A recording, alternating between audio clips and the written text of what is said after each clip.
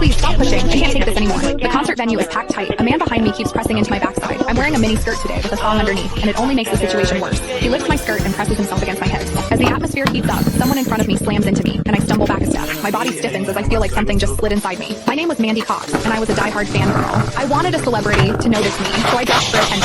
I wore heavy makeup and made sure nothing about me went unnoticed. My low-cut top revealed a wide stretch of skin, and my chest bounced with every step. I paired it with a mini skirt that barely covered my thighs and sexy white stockings which hugged my legs. But when I arrived, reality hit.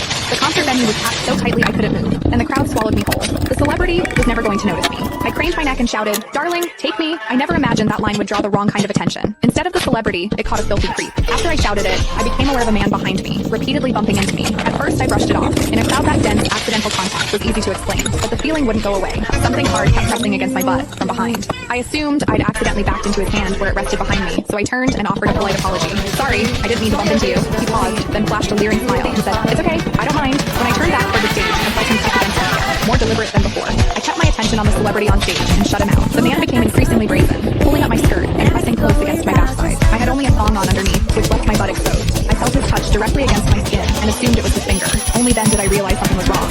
The pressure was warm and solid in a way a finger could never be. My mind lurched as the truth hit me. In the 20 years of my life, this was the first time a man had ever molested me. Fear surged through me, sharp and overwhelming, and my body reacted with an instinct to flee, but there was no way to move. The concert floor was packed wall to wall, leaving me stuck where I stood. I drew myself tight, bracing as if tension alone could keep the fear out.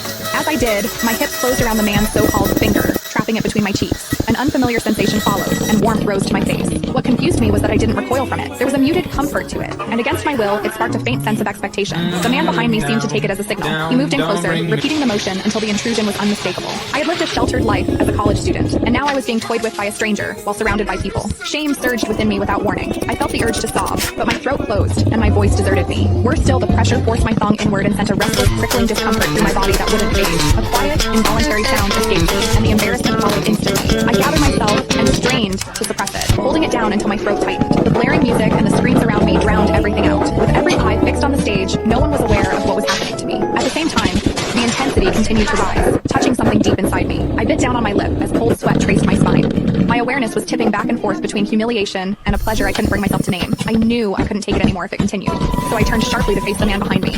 "Please stop pushing. I can't take this anymore."